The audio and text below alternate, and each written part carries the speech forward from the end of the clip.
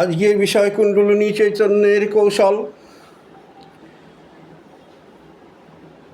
কুণ্ডলিনী চৈতন্য না হইলে জপ তপ সাধন ভজন বৃথা।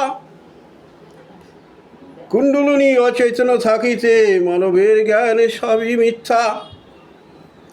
যতগুলি সাধন আছে সকলই কুণ্ডলিনী চৈতন্য পায়।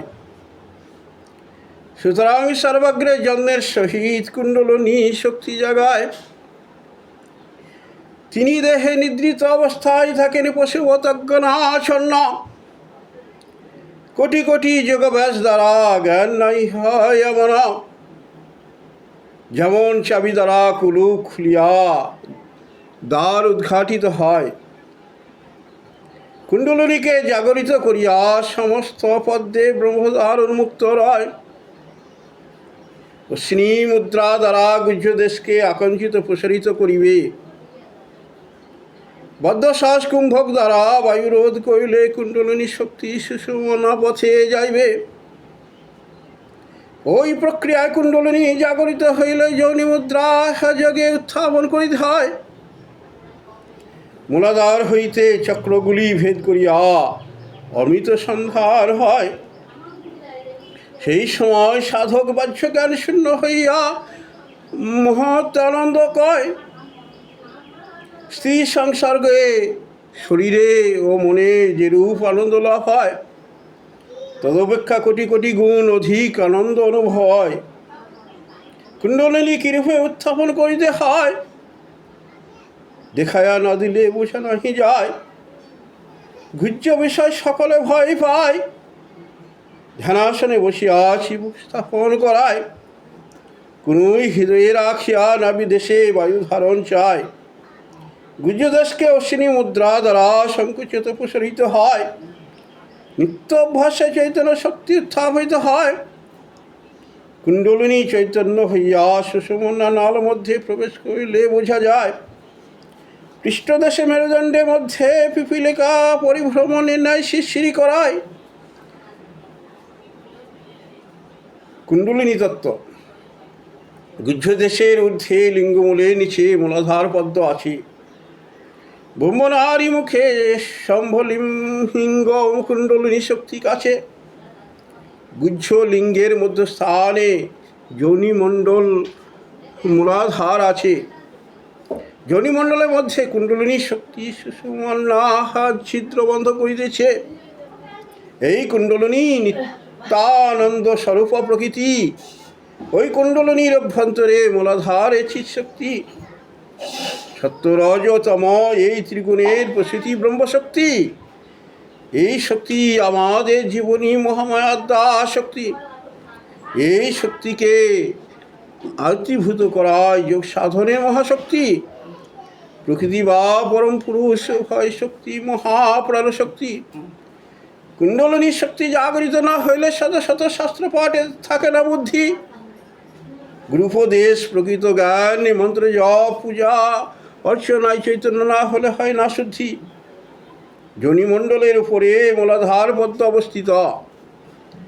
ইহা অল্প রক্তবর্ণ চতুর্দল বিশিষ্ট স্থিত। এই পদ্মের কণিকা মধ্যে অষ্টমূল পৃথ্বীমণ্ডল। তাহার এক পাশে লঙ্গ ইন্দ্রদেব আছে জগদ্দল। ইন্দ্রদেবের চারি হস্ত পীতবর্ণ শ্বেত হস্তির উপর উপবিষ্ট আছে। ইন্দ্রের করে সে অবস্থায় চতুর্ভুজ ব্রহ্ম রয়েছে। ব্রহ্মার করে ডাকিনী যোগিনী নাম্নী তৎশক্তি বিরাজ করিছে। এই বীজের দক্ষিণে কামকলা রূপ রক্তবর্ণ ত্রিকোণমণ্ডল আছে। রক্তবর্ণ ক্লিং বীজ রূপ বায়ুর বসতি করিছে। যে বীজ তত্ত্ব গুরুদেব বা গোসাই দেই কর্ণের মাঝে। ব্রহ্মনারী মুখে সম্বলিঙ্গ রক্তবর্ণ কোটি সূর্যের ন্যায় তেজময়। কুলকুণ্ডলীর অভ্যন্তরে চিৎশক্তি সকলেরই শুভময়। ইষ্টদেবী স্বরূপিণী মূলাধার চক্র। সাধনে ভজনে এই চক্রস্থানে নমনীয় বক্র। অনমনীয় মানব দেহে আধার স্বরূপ আধার পদ্ম। এই জন্য ইহাকে বলে মূলাধার পদ্ম। এই মূলাধার পদ্ম ধ্যান করিলে গদ্য পদ্য বাকসিদ্ধি হয়। মুখের কথা নয় কাজেই সিদ্ধি লাভ করে দেখাতে হয়। লিঙ্গমূলের সংস্থিত দ্বিতীয় পদ্মের নাম স্বাধিষ্ঠান। ইহা অরুণ বর্ণ সরদল বিশিষ্ট বভবন্ত জরলতাহার মান। প্রত্যেকের মূর্ছা প্রশ্রয় অবিশ্বাস সর্বনাশ্রয়। ইহার ভিতরে শ্বেতবর্ণ অর্ধচন্দ্রকার রক্ত ও বরুণ মণ্ডল হয়। তার মধ্যে বরুণ বীজ শ্বেতবর্ণ বং রহিয়াছে। তাহার মধ্যে বরুণ বীজ শ্বেতবর্ণ দ্বিভুজ বরুণ দেবতা আছে। চতুর্ভুজ চারি হস্তে শঙ্খ চক্র গদা পদ্ম রহিয়াছে। তাহার করে দিব্য বস্ত্র চতুর্ভুজা গৌরবর্ণ রাখিনী শক্তি আছে। এই পদ্ম ধ্যান করিলে ভক্তি আরোগ্য সিদ্ধি হয়। যা করলে ধ্যান সর্বদেবতার বিরাজমান রয়। নাভিদেশে তৃতীয় পদ্ম মণিপুর অবস্থিত। মেঘবর্ণ 10 দল দৈবিন ঢৈবিন মূর্ধন তথ দধ দৈন্তন পফ ব 10 বর্ণ স্থিত। বিষণ্ণতা ঈর্ষা সুশক্তি বিষাদ কষায় তৃষ্ণা মোহ ঘৃণা ভয় আছে। তার মধ্যে বন্যী বীজ রং ইহাও রক্তবর্ণ কাছে। তার মধ্যে চারি হস্ত বীজ রক্তবর্ণ অগ্নিদেব। তৎকরে জগন্নাশক ভস্মভূষিত সিঁদুর বর্ণ রুদ্রদেব। তাহার 2 হস্তে বর অভয় শোভা পাইতেছে পরিধানে। তাহার করে পীত বসন চতুর্ভুজা নাকিনী পীত বসনে। এই পদ্ম ধ্যান করিলে আরোগ্য ঐশ্বর্যাদি লাভ হয়। হৃদয়ে দ্বাদশযুক্ত চতুর্থ পদ্ম অনাহত অবস্থিত রয়। ক খ গ ঘ ইং চ ছ বর্গীজ ছ ট ঠ দ্বাদশ মাতৃকা বর্ণস্থিত। এই দলে আশা চিন্তা চেষ্টা মমতা দম্ভ বিবেক অহংকার অবস্থিত। লোলতা কপটতা বিতর্ক অনুতাপ বৃত্তি আত্ম অহংকার। এই পদ্মের অরুণ বর্ণ সূর্যমণ্ডল ধূম্রবর্ণ বায়ুমণ্ডল ঝঙ্কার। তার মধ্যে এক পার্শ্বে ধূম্রবর্ণ বায়ুবীজ জং আছে। এই বায়ুবীজ মধ্যে চতুর্ভুজ বায়ুদেব কৃষ্ণ সারথী রোহণে বসেছে। তার করে বরাভয় লসিতাত্রী নেতা মুন্ড মালা ধরা বা কাকি আছে।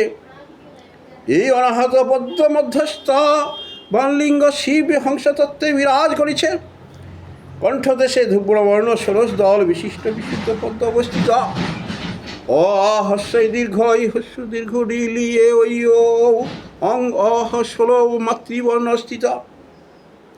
প্রত্যেক দলে নিষাদি ঋষভ গান্ধার সরজ মধ্যম দৈবত পঞ্চমী বৃত্তা। এই সত্যস্বর হুফট সাহা বসট সাহা নম বিশ্ব অমৃত। এই পথ কণিকায় চন্দ্রমণ্ডল হং মন্ত্র রয়, যা শিবের বীজ মন্ত্র কয়। তার মধ্যে হংস বীজ আকাশ দেবতা শ্বেত হস্তিতে আরূঢ়। তার চারি হস্তে পাশ অঙ্কুশ বর ও অভয় শোভা হয় মূঢ়। আকাশ দেবতার করে সদাশিব আছে। এই অর্ধ নারীশ্বর শিবের নিকটে বীজ মন্ত্র বা মূল মন্ত্র কাছে। এই ধ্যান করিলে জরা মৃত্যু পাশ বিরহিত হইয়া সুখ হয়। এই সুখই আসল সুখ বলিয়া খ্যাত রয়। হৃদয় মধ্যে শ্বেতবর্ণ দ্বিদল বিশিষ্ট আজ্ঞাপদ্ম অবস্থিত। হকর অনুষ্ক্ষয় এই বর্ণ সত্য রজতম এবং বিষ্ণু ও শিব দেবস্থিত। ত্রিকোণ মণ্ডলের মধ্যে শুক্লবর্ণ চন্দ্র বীজ বং আছে। ত্রিকোণ মণ্ডলের এক পার্শ্বে শ্বেতবর্ণ বিন্দু রয়েছে। তাহার পাশে চন্দ্রবীজ ত্রিনেত্র জ্ঞানদাতা শিব আছে। তাহার করে দ্বাদশ ভুজ হাকিনী তৎশক্তি রয়েছে। আজ্ঞাচক্রের উপর ইরা পিঙ্গল শেষমন্য নারী মিলন। এই দিনে সাধনে হয় তত্ত্বে তত্ত্ব বিচার আগমন। এই স্থানের নাম হয় ত্রিকূট বা ত্রিবেণী। ত্রিবেণীর ঊর্ধ্বে দণ্ডাকার নাদ সম্ভাবিনী। এই আজ্ঞাপদ্মের আর একটি নাম জ্ঞানপদ্ম। পরমাত্মা ইহার অধিষ্ঠাতা ইচ্ছা তাহার শক্তিতত্ত্ব। এই স্থানে যবে জ্যোতি দর্শন হয়, তাহাই সাধকের আত্মপ্রতিবিম্ব রয়। এই পদ্ম ধ্যান করিয়া দিব্য জ্যোতি দর্শন ঘটে। তালুমূলে রক্তবর্ণ 64 দল বিশিষ্ট ললনা চক্র বটে। ব্রহ্মরন্ধ্রে শ্বেতবর্ণ শতদল বিশিষ্ট অষ্টম পদ্ম অবস্থিত। হল ক্রমস্ক তিন বর্ণ ত্রিকোণামণ্ডলে যৌনপীঠ স্থিত। এই শক্তিমণ্ডলে তেজময় কামকলামূর্তি, মস্তকে কিছু তাহার উপর দণ্ডকা তেজময় নাদ স্ফূর্তি। ইহার উপরে হংস পক্ষীর পীঠ, শ্বেত হংস জ্ঞানময় আগম নিগম। চরণ দুইটি শিব শক্তিময় গুরুদেবের পদপীঠ শরণম। ওই হংসের উপর শ্বেতবর্ণ গুরুবীজ অঙ্গ আছে, তাহার পাশেই তদ্বীজ প্রতিপাদ গুরুদেব রয়েছে। তাহার বাম করে গুরুপত্নী, পদ্ম দক্ষিণে শ্রীগুরু কলেবর। শ্রীগুরু ও গুরুপত্নীর মস্তক পরি সহস্রদল পদ্মটি বিভর। এই শতদল পদ্মে হংস পীঠের উপর গুরু পাদুকা সকলেরই আছে। ইনি অখণ্ড মণ্ডলাকারং ব্যক্তং যেন চরাচরে মজেছে। এই পদ্মে উপরিউক্ত সপন্নী গুরুদেবের ধ্যান করে। এই ধ্যান করিলে সর্বসিদ্ধি লাভ ও দিব্যজ্ঞান হয়ে পড়ে। ব্রহ্মরন্ধ্রে পরে মহাশূন্যে সহস্রদল বিশিষ্ট নবচক্র সহস্রার অবস্থিত। সহস্রদল পদ্মের চারিদিকে 50 দল ও 20 স্তরে সজ্জিত। এই শক্তিমণ্ডলে 3 কোণে দল কর্মচ্ক 3 দিকে সন্নিবিষ্ট। ওই শক্তির মধ্যে বিসর্গাকার কোটি সূর্য স্বরূপ বিন্দু তেজ পিঞ্জরবিষ্ট। এই বিন্দুই পরম শিব জগৎপতি পালন নাশকারী পরমেশ্বর। ইনি সূর্য স্বরূপ পরমাত্মা সাধন বলে বিন্দুকে বলে ব্রহ্ম সাক্ষাৎকার। পরমেশ্বর শিব ওই বিন্দু সতত গলিত স্খলিত সুধাস্বরূপ। ইহার মধ্যে সমস্ত অমৃত সুধার গোমূত্র বর্ণ নাম কলারূপ। ইনি আনন্দ ভৈরবী, যেই অর্ধচন্দ্রাকার নির্বাণ কামকলা। এই কামকলায় সকলেরই ইষ্ট দেবতা এই তো বলা। সহস্রদল পদ্মে কল্পতরু, তন্মূল্যে জ্যোতির্মন্দির অক্ষরাত্মিকা। তদুপরি রত্ন সিংহাসনে চনকাকার মহাকালী মহারুদ্রাতিকা। তাহাই মহাজ্যোতির্ময় নাম আচ্ছাদিত পরমাত্মা। সেই পরমাত্মায় সর্বজীবের মধ্যে বিরাজ বুদ্ধিদাতা। সাধারণের নিকট তা প্রকাশ করিতে নিষেধ। নিষেধ যখন এই তত্ত্ব গভীরতম বিভেদ। আমি সাধন করছি তা যেন কেউ জানে না। জানলে বিপদ বাড়ে বই কমবে না। তখন সকলের পরীক্ষা দিতে ব্যস্ত হতে হবে। তখন বুঝিবে সাধুগিরি নয় অসাধুগিরি চলবে। কামকলা যে যে ভাবে আছে ত্রিকোণাকার, নবচক্র ব্যতীত মনশ্চক্র সমচক্র গুপ্তচক্রাকার। পদ্মগুলি সর্বতোমুখী, কিন্তু যাহারা ভোগী ফল কামনা করেন তাহারা অধমুখী চিন্তার, যাহারা যোগী ঊর্ধ্ব চিন্তা ধরেন। 16টি আধার লয় যোগ সাধন সঙ্গ, ত্রিলক্ষ শম্ভুলিঙ্গ বানলিঙ্গ ইতলিঙ্গ। এই ত্রিলঙ্গত্রয় যথাক্রমে মূলাধার অনাহত আজ্ঞাচক্রে অধিষ্ঠিত। আকাশ মহাকাশ পরাকাশ তত্ত্বাকাশ ও সূর্যাকাশ এই পঞ্চতত্ত্ব। পৃথ্বী জল অগ্নি বায়ু আকাশ এই পঞ্চতত্ত্বকে পঞ্চাকাশ বলে। ব্রহ্মগ্রন্থি বিষ্ণু গ্রন্থি ও রুদ্র গ্রন্থিতে গ্রন্থিত্রয় চলে।